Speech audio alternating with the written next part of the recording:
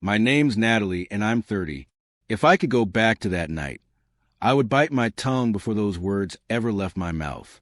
Just one sentence. That's all it took.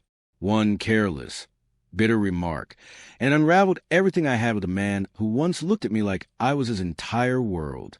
I replayed that moment 1,000 times in my head, wishing I could go back, stop myself, scream at myself to hold back the words, but I can't.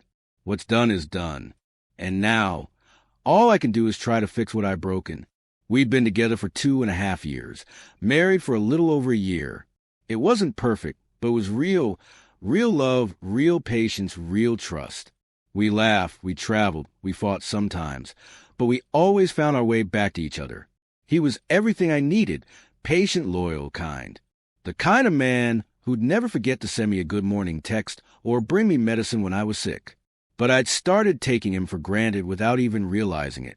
I hadn't noticed how distant I'd become, how cold my words sounded, or how often I dismissed his efforts to show me he cared. Then came that night, a Friday. It wasn't dramatic. No wine, no shouting, no storm brewing between us. Just a quiet evening in the kitchen. He was making pasta, something he loved to do. He always said it calmed him. I was sitting on the counter, scrolling through my phone. He looked up and asked if I'd seen the email about his promotion at work. I hadn't. I mumbled something like, "Oh, that's nice," and went right back to my screen.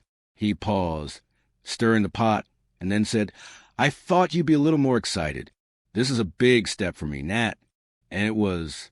He'd been working toward that promotion for months, and I knew that.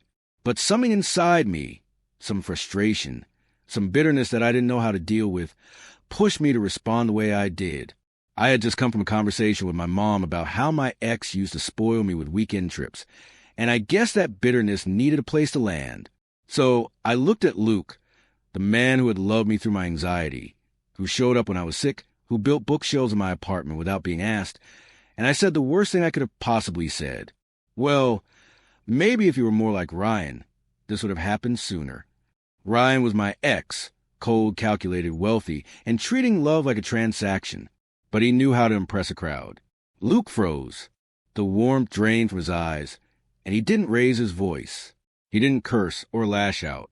He just put the spoon down, turned off the stove, wiped his hands on a towel as though he needed to clean off the insult, and then walked toward the hallway. I followed him. "Luke, come on, I didn't mean it like that," I said, trying to grab his attention. He opened the closet, pulled out his overnight bag, and started packing. "You did," he said softly, "but it's okay. I finally get it now." "No," I begged. It just came out wrong. I was frustrated. I didn't mean it. "Please don't go." He didn't look at me. Not once. He folded his clothes, grabbed his charger, zipped up the bag, and then said the last words I'd hear from him face to face.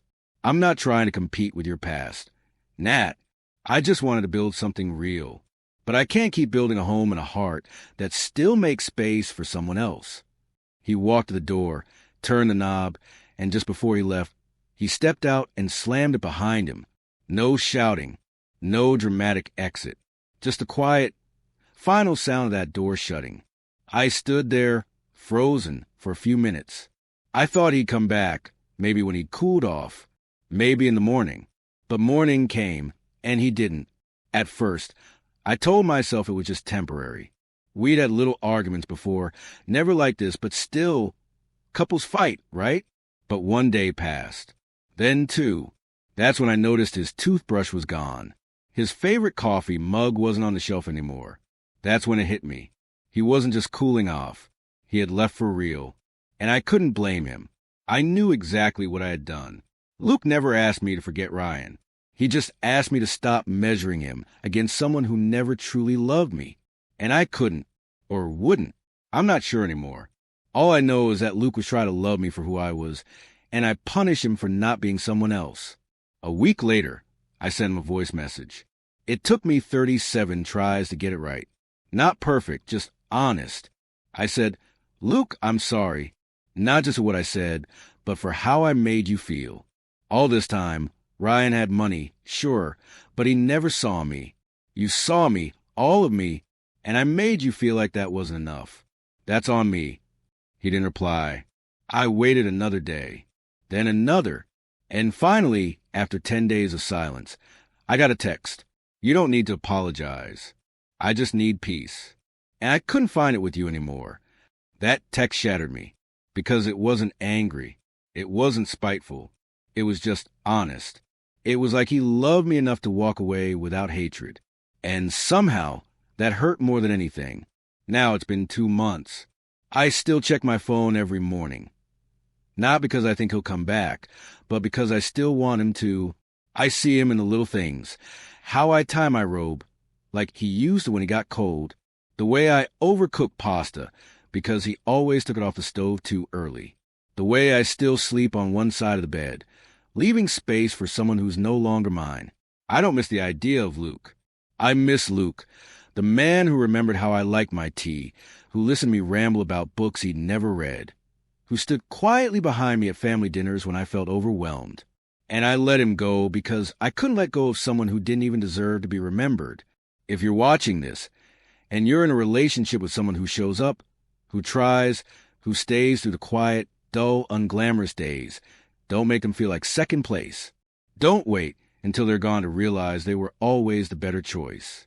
Because sometimes the door doesn't slam out of anger.